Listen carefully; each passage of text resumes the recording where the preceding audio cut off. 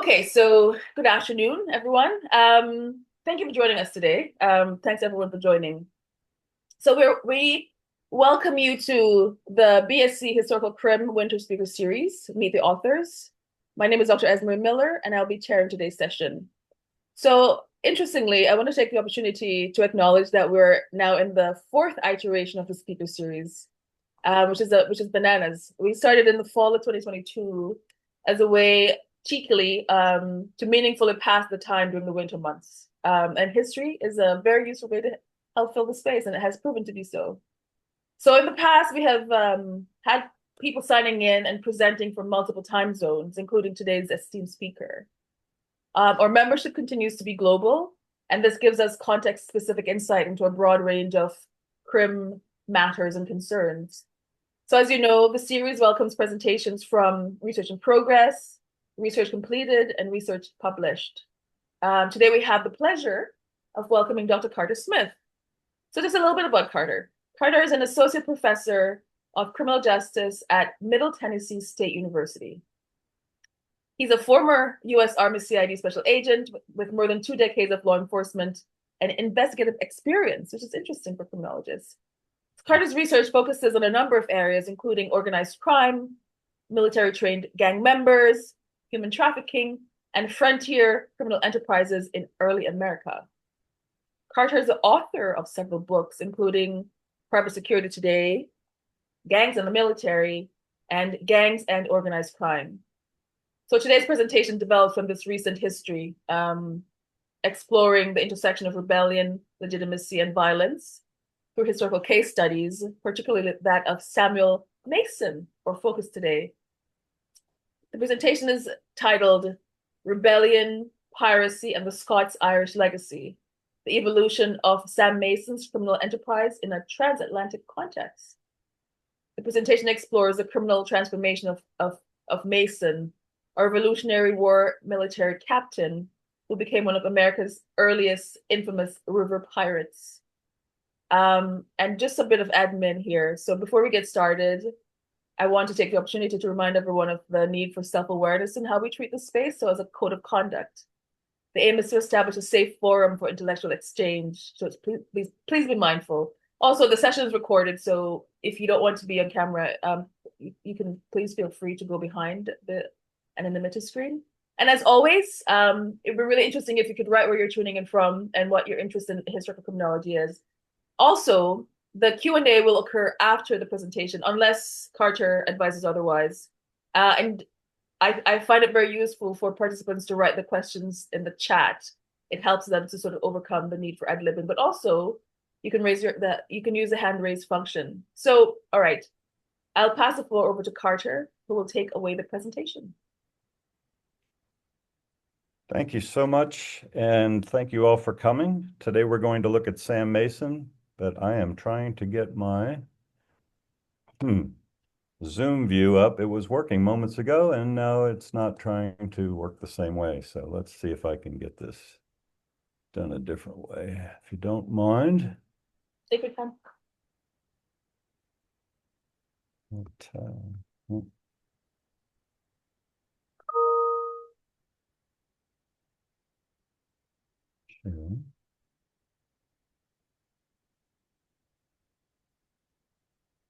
That should be.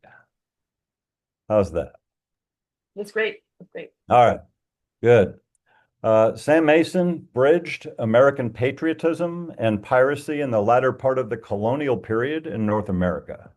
His transformation was shaped by post-war uncertainty, his Scots-Irish cultural heritage, and the chaos of a developing legal system. Let's start with a quote from an unidentified military historian. "A rebel is often just a patriot whose side lost." Sam Mason exemplifies this. Transitioning from British soldier in the 7 Years' War, we knew it as the French and Indian War, to Revolutionary War militia captain, to notorious river and land pirate on the American frontier. His story reflects the blurred lines between patriotism and criminality, a pattern not unique to American history. Sam Mason's journey reflects a cultural legacy of armed resistance. He wasn't just a criminal, he was a product of post-war instability and a Scots-Irish ethic of self-rule. The Scots-Irish brought with them a tradition of rebellion rooted in tenant resistance, border warfare, and a deep distrust of central authority. Mason's upbringing and militia service were steeped in this legacy, which helps explain how his gang operated for so long without being stopped. And speaking of rebellion, while it's not a national holiday here in the United States, today marks an anniversary related to my presentation. As it happens, today marks the 256th anniversary of a defining moment in the breakdown of colonial order in North America. On November 12, 1769, the Massachusetts House of Representatives formally demanded the repeal of the Riot Act and the withdrawal of the occupying British troops from Boston.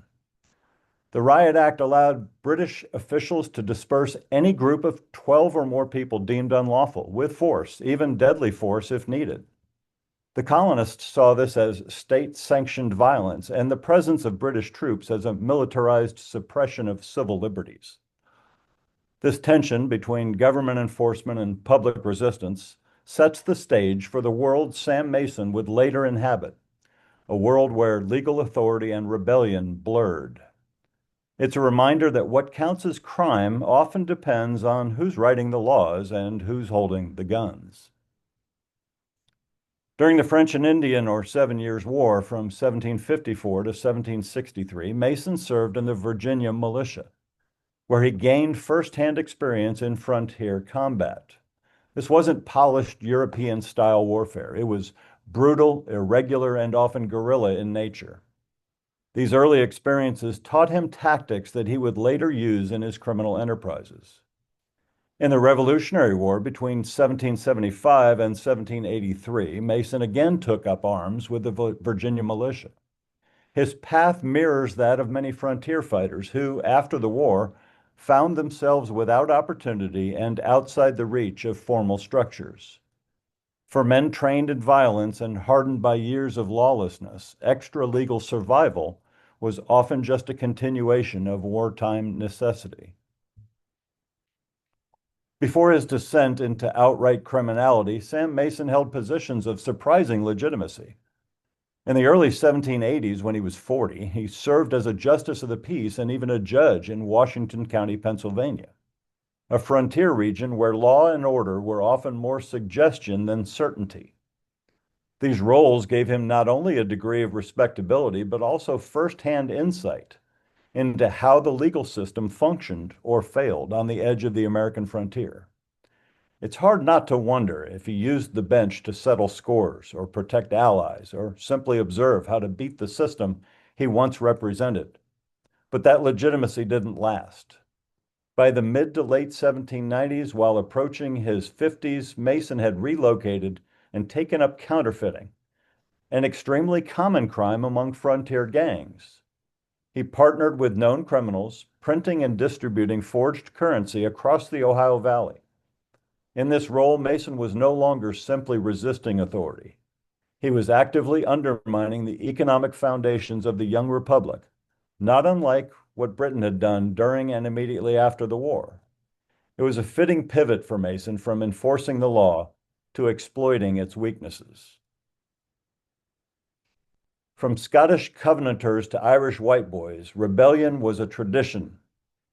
Mason's kin-based gang mirrored earlier raiding networks like the Border Reivers, if I'm pronouncing that properly, hopefully, and United Irishmen Fugitives. Mason's story resonates alongside several figures from British and colonial history. William Kidd began as a privateer before allegedly turning pirate and may have remained a privateer if you believe Samuel Marquis' recent book. Dick Turpin, whose legend outgrew his crimes, as I understand, was a petty thief and highwayman, transformed by folklore into a romantic symbol of rebellious English bravado. Michael Dwyer lived as an Irish rebel during the 1798 uprising, and after its collapse, lived for years as a fugitive in the Wicklow Mountains. Jack Donahue did the same in Australia. Transported as a convict, he escaped and became a notorious bushranger, seen by some as a ruthless criminal and by others as a folk hero resisting colonial authority. Early American frontiers weren't just wild, they were legally fractured. Mason thrived by exploiting gaps between Spanish, American, and British jurisdictions. His operations moved with fluidity, leveraging kinship, geography, and fear.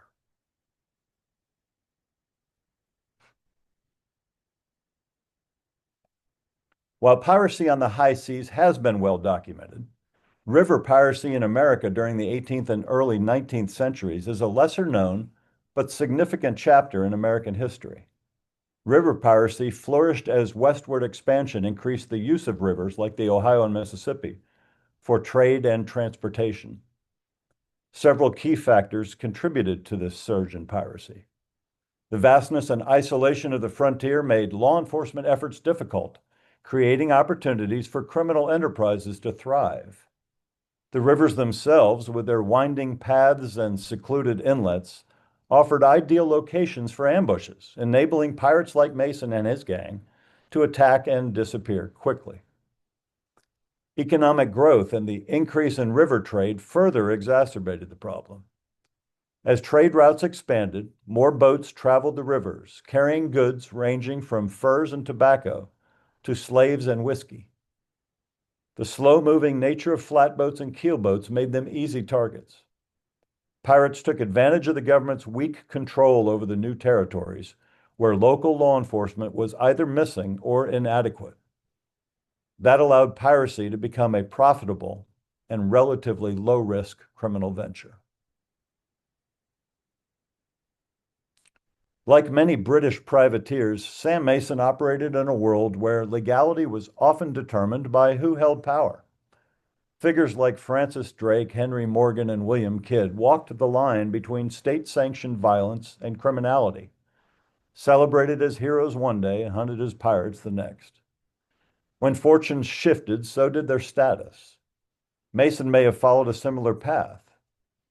During the Revolutionary War, looting and raiding were not only tolerated, they were often encouraged under the banner of patriotism. It's entirely likely that Mason engaged in sanctioned plundering during the war, especially along the volatile frontier where the rules were loose and the rewards tangible. But when the war ended, so did those sanctioned opportunities. Privateering routes shut down. The new American government was strapped for resources, and veterans like Mason were left with few viable paths forward. The economy was unstable. Veterans' land claims were contested, and post-war justice was inconsistent at best. As law enforcement along the Ohio River gradually improved in the late 1790s, the environment became increasingly hostile for river-based piracy.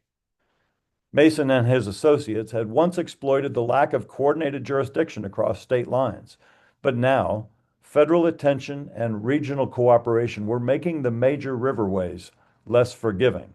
So Mason adapted, relocating his operations to the Natchez Trace, a heavily traveled but scarcely policed corridor, running from Nashville, Tennessee to Natchez, Mississippi. This overland route was isolated, poorly lit, and surrounded by dense wilderness, ideal terrain for robbery, ambush, and escape.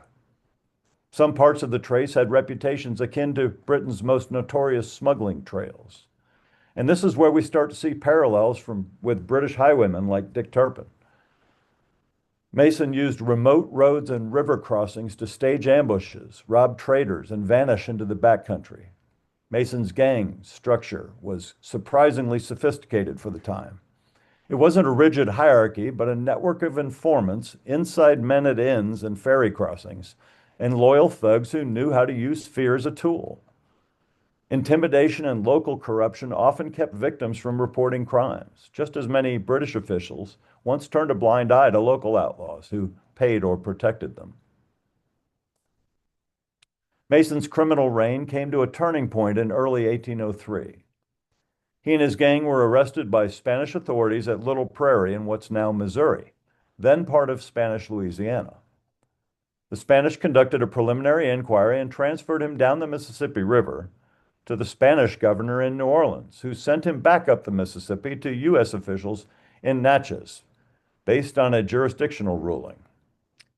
On March 26, 1803, while Mason and his crew were being transported by boat to Natchez, the vessel's mast snapped. Half the crew left to find a replacement tree, a mistake that proved fatal. Mason and his men seized the moment, overpowered the few guards left behind, shot the captain, and vanished into the wilderness. And what happened next is still being debated. The governor of the Mississippi Territory offered a reward for Mason, dead or alive. Shortly thereafter, two of Mason's own men turned in a severed head, claiming it was his. The authorities prepared to pay the $2,000 bounty, but questions lingered. Mason's wife and several acquaintances insisted it wasn't him. There was no forensic science in 1803, no fingerprints or dental records, just rough sketches, memories, and reputations. And so his true fate remains unresolved. Was he betrayed by his own crew, or did he vanish once more into the frontier, perhaps under a new name? If he did escape, one can imagine him raising a glass somewhere along the river, listening to tales about how he died, a fitting end for a man whose life straddled myth, rebellion, and crime. Let's talk about enforcement, or rather, how differently Britain and early America approached justice in the age of pirates and outlaws. In Britain, efforts to stamp out piracy ramped up with the Piracy Act of 1700, which allowed for easier prosecution, especially overseas. There were also the Bow Street Runners, Britain's first organized police force, who began bringing some structure to law enforcement by the mid-18th century. And of course, public executions were not just punishments, but performances, designed to make examples of wrongdoers in front of large and often enthusiastic crowds. Across the Atlantic, things were a bit more chaotic. America, especially on the frontier, lacked that kind of centralized structure. Justice was often local, improvised, or vigilante-based. In Mason's case, he had earlier been flogged in court for engaging in piracy and still returned to criminal life. He dodged authorities repeatedly, not necessarily because he was brilliant, but because the system trying to catch him was often poorly resourced or deeply corrupt. And in the end, despite all efforts, Mason's story closes not with gallows or a shootout, but with a severed head of uncertainty and governor who hung the two that turned it in because he didn't believe it was Mason's. In other words, where Britain had process, America had rumor, reward, and a good deal of guesswork. As with many figures from the rough edges of history, Sam Mason's legacy is hard to define. Was he a ruthless bandit killing and stealing for profit, or was he a misunderstood rebel, shaped by war and cut loose in a land still figuring out what law and order really meant? The truth probably lies somewhere in between. Folk tales about river piracy, some of which still circulate along the Ohio and Mississippi rivers, tend to romanticize Mason and his crew.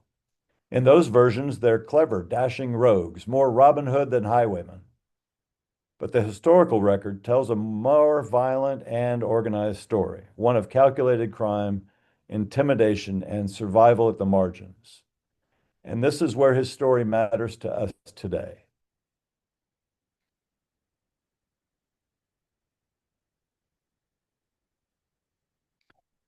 Excuse me. For a little more context, I'll tell you that this research and the book were simultaneously a geographical and chronological adventure. As you can see from the map, Mason's life was conveniently organized from east to west. He was born in Winchester, Virginia. He served in the French and Indian 7 Years' War there. He moved east to the left to Wheeling, West Virginia. It's on the frontier just below Pittsburgh, and he served in the Revolutionary War there. After the war, he farmed a bit between Wheeling and Pittsburgh, and then headed south to East Tennessee, where you see Kingsport and Knoxville. He then headed west towards Nashville and then north towards Russellville, where he set up his household for farming and making a little whiskey. He was in his 40s then. After a few years, he took his operation north to Henderson, where he was engaged in general criminality on the Ohio River and did a bit of counterfeiting. When the community had had enough of him there, he took his gang west to Cave-in Rock, also along the Ohio River, where he made a living as a river pirate. He was in his 50s then. He operated along the Ohio and Mississippi. Those are the dark lines on the top and the left of the map. The dark line between them represents the Tennessee River, which he likely knew well, but we haven't found any indication that he was connected. He realized that he was doing a lot of work stealing boatloads of goods from folks heading south to Natchez and New Orleans, and then having to sell the goods to realize a profit. He also understood that those same folks would have sold the goods and then headed back on land because there was no viable way to get back up the river in the 18th century from Natchez to Nashville along the Natchez Trace. So Mason and his gang set up operations on the Trace too. It was a lot easier to transport the gold than it was to transport all the goods that they were stealing. He was caught by the Spanish in what is now Caruthersville after the governor of the Mississippi Territory organized an expedition to track him down. His preliminary trial was conducted by Spanish military officers in New Madrid, while French, the universal language, and France actually owned the Louisiana Territory at the time, that big chunk of land west of the Mississippi, though most of the witnesses and all the subjects spoke English. After the preliminary investigation, he and his gang were sent south to New Orleans so the Spanish governor could review the transcripts that were in French. The Spanish governor wanted no part of the case, and as most of the crimes had happened in the United States territory, he shipped them upriver to Natchez. Mason had a great strategy where he would commit crimes in one country and live in the other. He had a Spanish passport. Along the way, back to Natchez, his gang escaped when the ship's mast broke, and the rest is history. I'll start this section with a few questions that speak to the broader themes of the case study and answer any that you have if we touch on each of these. Hypothetically, or should I say rhetorically, perhaps, what if British control had continued in the East? Would Mason's rebellious trajectory have been possible under a more established imperial framework? Or was it the post-revolutionary legal vacuum that enabled his rise? It's an intriguing what if, and one that parallels British concerns over the governance of new territories after war. Second, the link between war and crime. Mason's story fits into a larger historical pattern where disillusioned or displaced veterans trained in violence but left without structure drift into outlaw networks. Britain saw this after its own wars, too. Then there's the policing gap, or more accurately, the vast spaces with almost no law at all. Mason didn't succeed because he was brilliant. He succeeded because there wasn't much standing in his way. His tale also foreshadows the organizational evolution of crime in America, from loosely connected outlaws to more coordinated territorial gangs. And finally, the press. Early newspapers both condemned and romanticized men like Mason. His head may or may not have been delivered to a governor, but his story was certainly delivered to the public, framed to suit political agendas, moral warnings, or just to sell a few more broadsheets. I'm happy to explore any of these threads further, but if there are additional questions, we can wrap it up if not. We do have additional questions. Okay. However, you mentioned something earlier before the guys joined about the potential of let me turn the camera on. The potential of perhaps layering a layer of criminological theory Mhm. um, in a discussion about the sort of description of his activities um, Would you like me to between proceed with that? wars, Yeah. between yeah. Okay, I will do that. So just the observation, how do we make sense of people like Mason? To Americans, he was a relatively obscure figure, honestly, because those trial transcripts weren't well known until just recently. He was rarely found in textbooks and more likely to appear in regional folklore than in national memory. But his story reveals much about the messy transitional period after the American Revolution, when law, order, and national identity were still up for negotiation. He operated in the shadows of empire at the edges of what had once been British colonial territory, exploiting every gap left by war and weak governance. For a British audience, this may feel oddly familiar. He was part Jacobite rebel, part smuggler, and part highwayman. His tactics echo those of Britain's 18th century underworld: informal networks of violence and commerce, fluid loyalties, and a willingness to challenge the state when it suited him. The same qualities that had made him a useful patriot during the Revolution made him a dangerous outlaw once peace returned. What he represents is a transatlantic figure of criminal opportunism, a man shaped by frontier warfare, ancestral defiance, and shifting definitions of justice. He didn't live long enough to become a folk hero like Robin Hood or Dick Turpin, but he reminds us that rebellion and criminality are sometimes separated only by the side we choose and the story we later tell. I'm often asked if this story is fiction. I assure you it is not. A few of Mason's descendants have asked if I could determine why he turned out this way. That's a very complicated answer that I haven't quite finished drafting. I can explore it a little in the time remaining, though I will warn you, it is more theoretical than historical. I came across Sam Mason while writing a book about American military-trained gang members. He was the first. I located 110 pages of handwritten trial transcripts and knew there was a book in there somewhere. As it turns out, there was much more than a book. Contemporary researchers would identify the behavior of river pirates through various lenses, integrating historical context, the evolution of legal definitions, and the socioeconomic factors influencing piracy. Modern analysts would likely categorize piracy as organized crime, characterized by violent, illegal, and often transnational activities. Historically known for robbing river travelers, river pirates would be examined as part of the more extensive economic disparity in the fledgling 18th century United States. However, we're looking more towards the question that both historians and descendants are asking. How did Sam Mason turn out that way in a family of otherwise law-abiding citizens? River piracy can be analyzed through various contemporary criminological theories, each offering a unique lens to understand the phenomenon. The most applicable theories in this context are cultural deviance, social disorganization, environmental criminology, and life course theory. Cultural deviance theory suggests that individuals who grow up in specific environments are more likely to engage in criminal behavior due to the cultural norms and values they've been exposed to.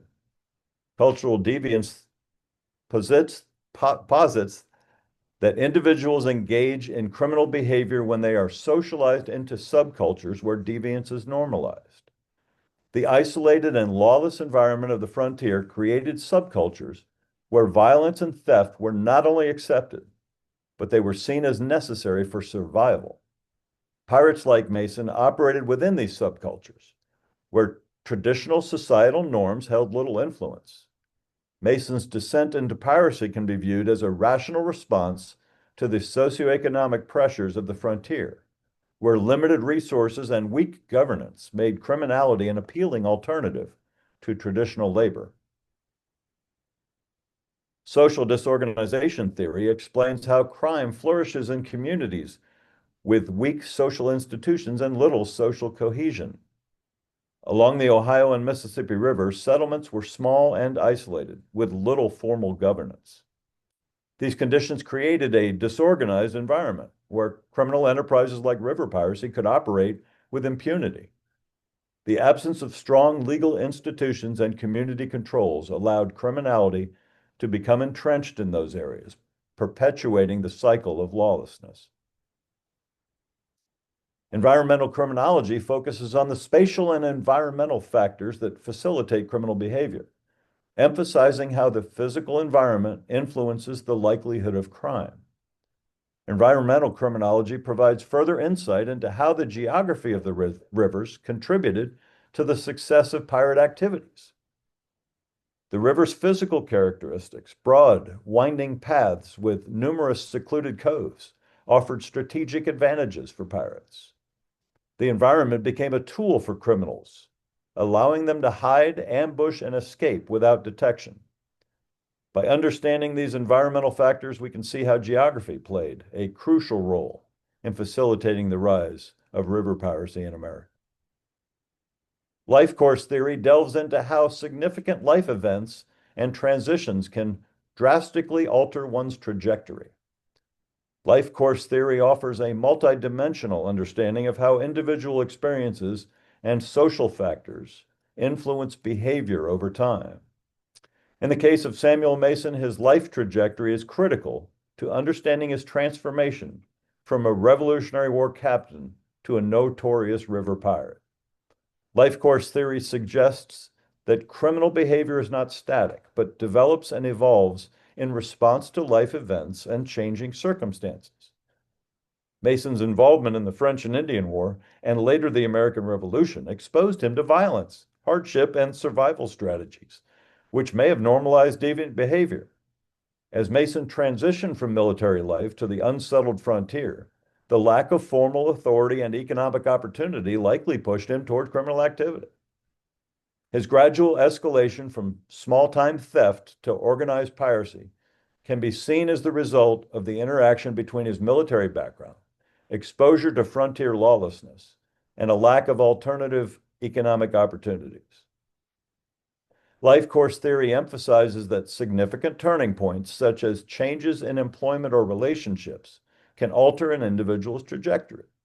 However, for Mason, there were few positive turning points available on the frontier, and his criminal behavior intensified with age, reflecting the theory's assertion that without intervention or new social roles, deviant behavior may persist and even escalate over time. The theory explains how Mason's life experiences and environment combined to sustain his involvement in piracy even into his later years. One historian, Otto Rothert, attributed Mason's criminal actions to the influence of frontier life and, quote, not the family from which he sprang, end quote. Pioneer times, Rothert observed, produced a variety of characters, and he said Samuel Mason rapidly developed into a product quite distinct from most men of the day. This is a solid attempt by Rothert to explain cultural deviance theory, suggesting individuals who grow up in specific environments are more likely to engage in criminal behavior, not because of individual pathology, but due to the cultural norms and values they've been exposed to. However, it does little to explain how Sam's siblings differed from him. Mason's brothers Thomas and Joseph accompanied George Rogers Clark on his 1778 campaign to secure the Illinois Territory and prevent the British from gaining control of the region. And a sister of Sam's married John Fell, a Methodist preacher. Sam's brother Isaac made a fortune in the iron industry and was connected by marriage to some of Pennsylvania's wealthiest and most influential members. Isaac also was involved in early American politics, serving with Ben Franklin on the Supreme Executive Council of Pennsylvania under the Articles of Confederation. So I prefer the life course theory, which suggests that criminal behavior is a dynamic process influenced by many individual and social factors throughout a person's life. Life course theory is multidimensional, incorporating insights from sociology, psychology, and criminology to explain how one's criminal behavior develops and changes over time. It offers a framework for understanding why individuals might engage in criminal activity and how and why their involvement in crime may change or persist across different stages of life. Samuel Mason exemplifies how these theories converge. Although raised in a law-abiding family, Mason's choice to pursue a life of crime can be best understood through both cultural deviance theory and life course theory. The harsh realities of frontier life and the lack of social control likely influenced Mason's decision to turn to piracy. For Mason, early military experiences and exposure to the lawlessness of the frontier may have normalized violence and deviance as viable means of survival. Over time, his criminal activities escalated, reflecting the increasingly violent nature of his environment. So thank you for inviting me to share my research on Sam Mason. As we saw, Sam's transformation was shaped by post-war uncertainty, Scots-Irish cultural inheritance, and the chaos of a developing legal system.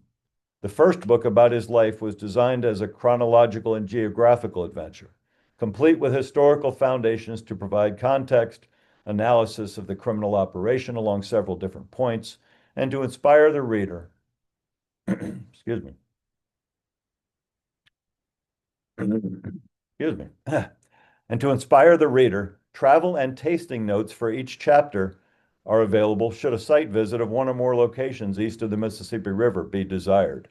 If you're interested in learning more, the book will be available beginning tomorrow wherever books about river pirates are sold, including the publisher's website, bloomsbury.com. Thank you very much. Thank you very much for that, Carter. That was fascinating. I have so many questions that we have a number of questions in the chat in addition to your questions. The I'm not quite sure where to start. So let's start with the first question from Lizzie. Lizzie Okay. asks, why did or do pirates become folk heroes? Interesting question. I think that's more a psychology question, and I'm not an expert in that area. But I did study people for many years when I was a criminal investigator, and I think it has something to do. And there's more to it at the end of this book, where I talk more about a different level of understanding. It could be seen as spiritual, but I think it's because we all have something inside of us that appreciates people who get away with things. I think it's because there but for the grace of God go I. I think it's because we see things that other people do that we admire. And I teach an organized crime class, and I sometimes it feels like I have to force it, but I tell students if we're going to study these people, we absolutely cannot prejudge them just because they're choosing to commit a crime.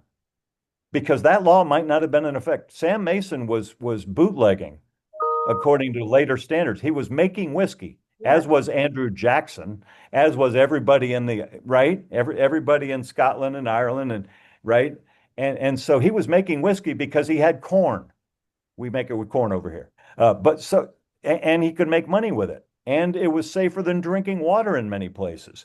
But yeah, the day it became illegal to make whiskey without a license, he was a criminal in that category. He'd already been a criminal in a variety of other ways. So I can relate. I thankfully in my criminal investigative years I had a vivid imagination, and I could imagine doing what that guy did. Only failed on a couple of opportunities to try to do that, but it helped me relate to them more when I wanted to interview them. I think that's really interesting that the people admire the thing that they would desire to do but are too timid to do. Right. That first of all, I when you described you said I'm in the midst of teaching criminological theory at the moment, and so we're doing this sort of slip and slide between wrong or right, and the sort of judgments Right. that we can suppress, it seems. So when you're describing his brothers as having gone on to do better things, as you were describing those things, I thought, were they better things? Right. They were deemed law abiding things, but Right. certainly many a person would tell you that those things were not better things. Um, Right. and Right. so yeah, question from Kira. Kira, did you want to ask a question?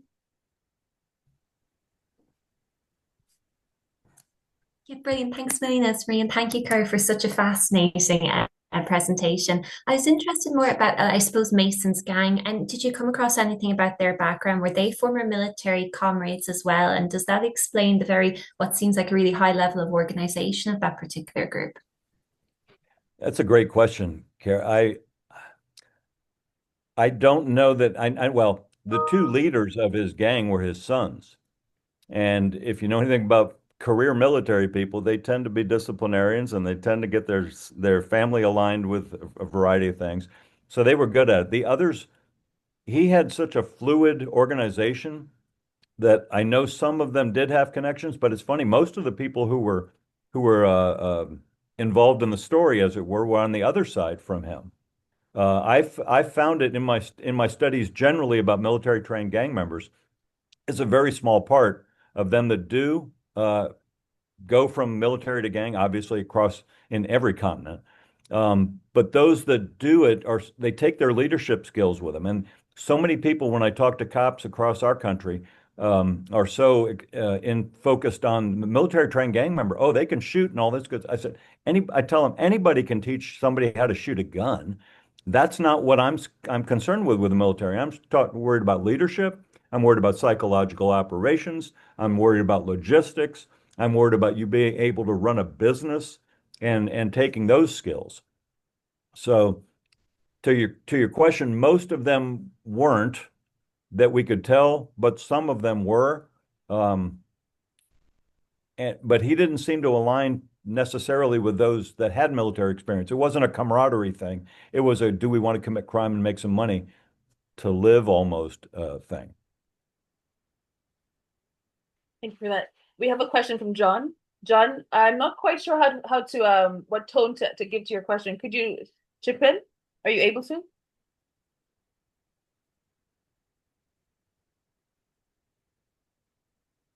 You're muted.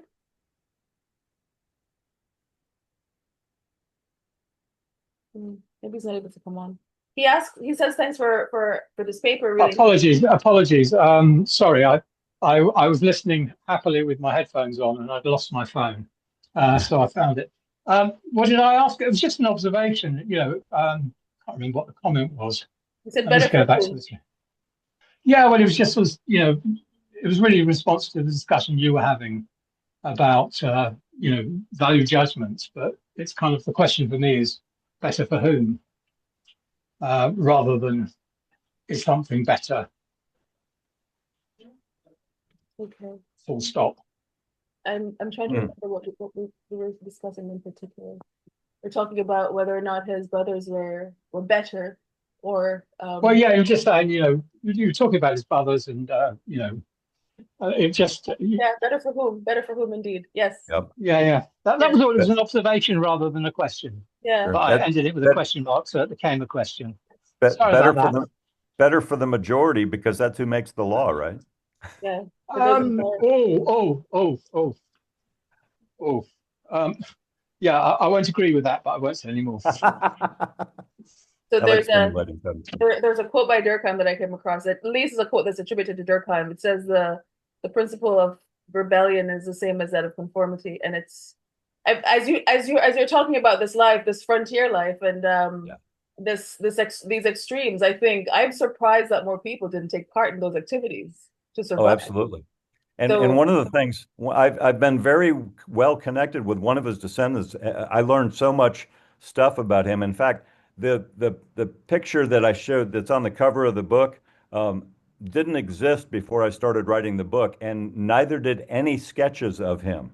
The closest we had, this is a side note, but also historical connection, I'm sure. I had descriptions of him and other people that tried to make it look like him, but I knew one of them was a fake that was used in something else, and they just tried to put a frontiersman up. So I took his description and I found an artist, and I said, "Hey, based on this description, let's create a thing because I'm writing a book that's going to be over 250 pages, and I don't do that without sketches. Just saying." And uh, and so that artist gave me a 19-year-old Sam Mason, and then I said, "All right, let's go to 25 when he's this, and 30 when he's that. At 30 he was a captain, and then at 40 he was a counterfeiter, and on and on and on."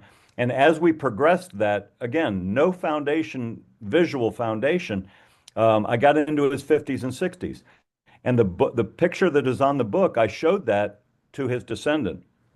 And I said, any comment? It wasn't on the book yet. He said, "Did I ever show you the picture of his son?"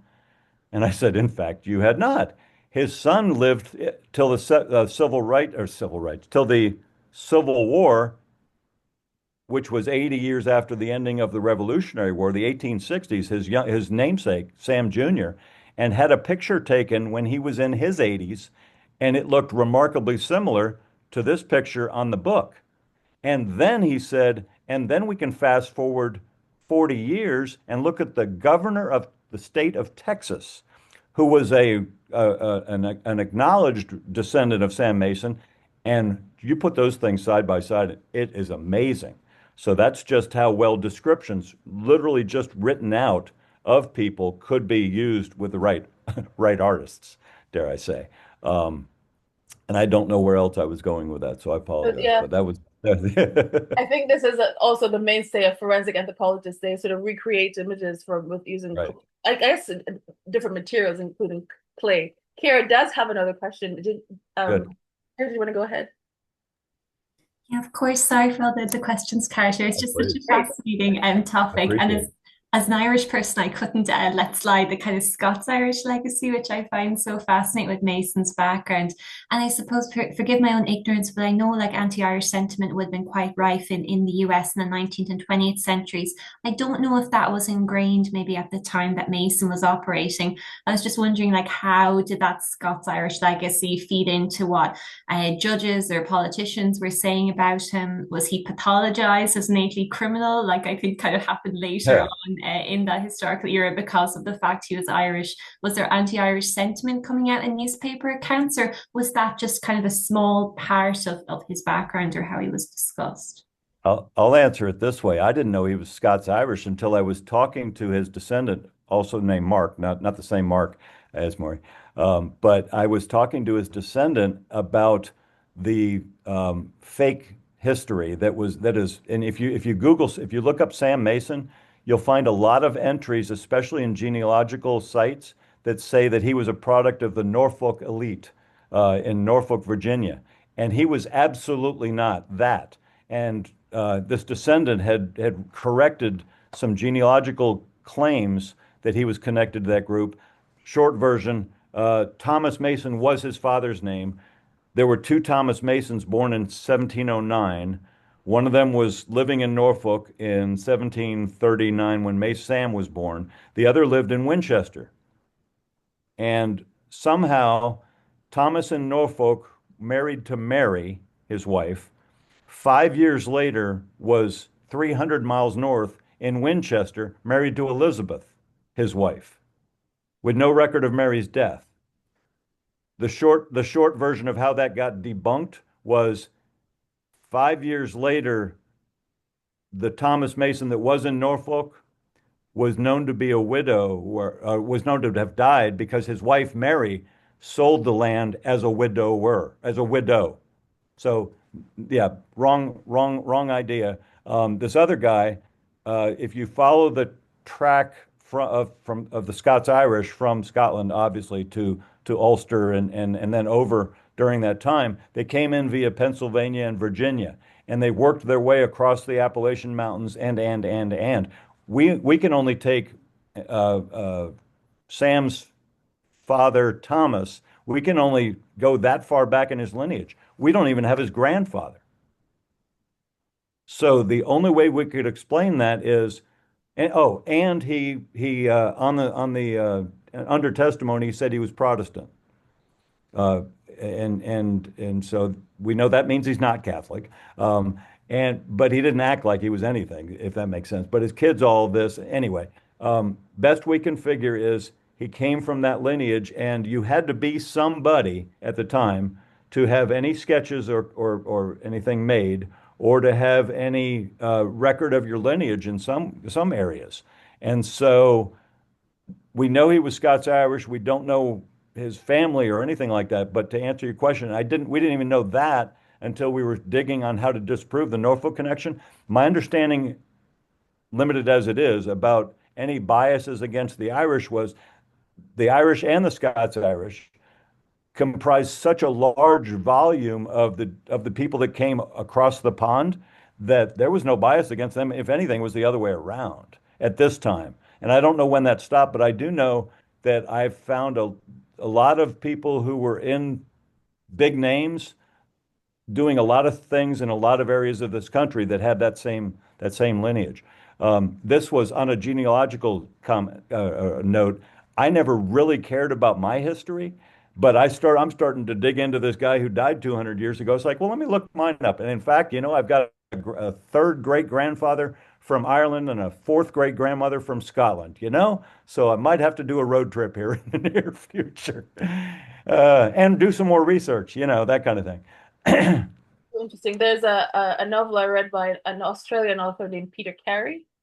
Uh, Uh-huh. it's called the History of the Kelly Gang, and Uh-huh. it was about a frontier family Right. but the prejudices that Kira was referring to were were more obvious at this point, and it could be because it's I'm going to use the word recent history, but it's more recent Sure. than yeah. Sure.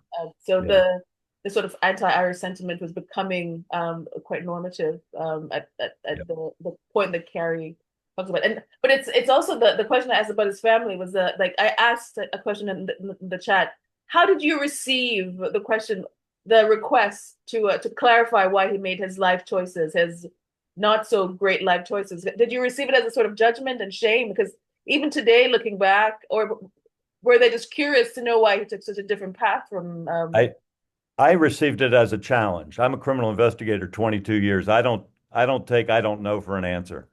Um, so I'm still digging, and I'll give you another note on that. But no, they weren't shamed by it because they realized it was several generations ago, and it was only one, and it was this, and it was that, and many of them, there was nobody else in the lineage that was off the chart like this guy. Even his sons, the people that I talked to were sons of his were descendants of his other sons, not the two that were known to be pirates with him. That was John and Thomas, and these were Samuel and Dorsey and a variety of others. And they were all, best they could tell, they were clean except for that guy. But it was more of a historical wondering. I took that as a challenge that I couldn't come up with because every historian that's even written a little bit about him starts with not much is known about Sam Mason's early years. Again, because of his socioeconomic status or lack thereof, he was literally just farmers in Virginia, and that didn't mean a whole lot to people who wrote stuff down at the time. Um, but I have started and drafted with his siblings and his children and the area and a variety of other things. I've started and drafted a series of fictional history, historical fiction that will fill in those blanks logically. And at some point in time, I plan to at least self-publish if I don't go through the rigors of going through publication, that kind of thing, just to give his descendants an idea of what I suspect happened. Because yeah, I can't take a challenge of why did he happen that way? Why was he that way? I don't know. I can imagine saying that to the judge. No, I can't. I'll find out. I'll let you know. So yeah. well, in the Peter Carey history, I'm not quite sure if it's that he calls it true history, but I take that with a wink and a bit of a Right. nod. Right. There's a lot sort of homage or references to stigma, and Hmm. because the behaviors of the gang members were truly a sort of thumbs up or thumbs down to the rest of society who were looking down on them, because everyone was trying to survive, so it felt kind of abnormal that they were then turning it and sort of using a punitive gaze against these guys in particular. The original response that I had talking to the descendant named Mark, he said, "Why did he turn out that way?" I said, "Mark, let's revisit this just a little bit." He came across the ocean with a bunch of his fellow Brits to start, or his family did, to start a colony that was British. And at some point in time, they decided to give the middle finger to the motherland. And they said, "We're not yours anymore." And then they were in the property owned by another group of people that didn't invite them over until they realized that was their only option. And they stayed at war with them the entire time. Even when the king said, "Hey, we're not moving any further than this line," the folks on this continent said, "Oh, really? Stop us." And so there was more engagement with the natives and lots of stealing and lots of killing and lots of fighting and all this other good stuff. And then they embraced slavery. Let's be real. Nothing in this guy's moral code was different than anybody And the else rest, except the piracy thing. So how do you not? My question is, why aren't there more? How did we even get enough people in 13 colonies to agree to something and go from there? I mean, this was yeah. It's anyway. That's my skepticism coming out and a little bit of sarcasm, but well, back that's to a that story book. Yeah. question: rebellion, conformity. What are we Yeah. conforming to? Whose rules are Right. good? What is conforming? Who is determining that this conformity is law abiding and good and moral, and who's defining moral? So it goes back to the blueprint of our whole Yep. moral code. Like the entire Right. system in which we Right. from which we launch our critical judgments about the rightness and wrongness of other people's behaviors. Guys, do we have any other question for Carter today? It was very it's absolutely fascinating history. I agree. I agree. I've been parts of the last 7 years, 8 years, have been devoted to investigating this. And I've got another. I put this book out with Bloomsbury. I realized as we were talking that most of my books are with British publishers. I think they didn't all start that way though. But I'm working with University of Tennessee Press. They have the editor said unintentionally, but they have gotten into a lot of historical true crime. And I'm working with a colleague who's a lawyer, and we're working on highlighting the actual case or the transcripts, the trial transcripts in their entirety, and making that part of the book with footnotes and explanation, but also leading up to that. So it'll be a totally different perspective than this one, but even more historical. And this one's quite historical, as you can see by the reviews that I got from some pirate experts of all people. Go figure. One from Scotland. That was impressive. Yeah. Well, thank you very much, It's been fun. Carter. If we don't have any other Absolutely. questions, I'll take the opportunity to say it was a pleasure here listening to your very fascinating research and the insights that it brings to the conversation around a cross section of themes, including notions of morality in the context of this history that has led to where we are now, and the questions we ask looking back at history that the Mhm. context, but actually understanding the context, the full context of what we're questioning. A lot of the time when you talk to students, they take for granted that institutions were as they are now. And so you have to really reinforce the point that we're literally dealing with trees and earth, Mhm. that infrastructure as we know it today is and completely absent. Yeah. So okay, thank you very much, Carter. We have recorded the session. Very I'll nice. send everyone a copy of the recording. Thanks, Kara. And take the chance to say thank you. Do you think you can stick around for 5 minutes or so? Oh, sure. No problem. Thanks, guys. See you on the 26th. Take care. So much. I'm sure that was really fun.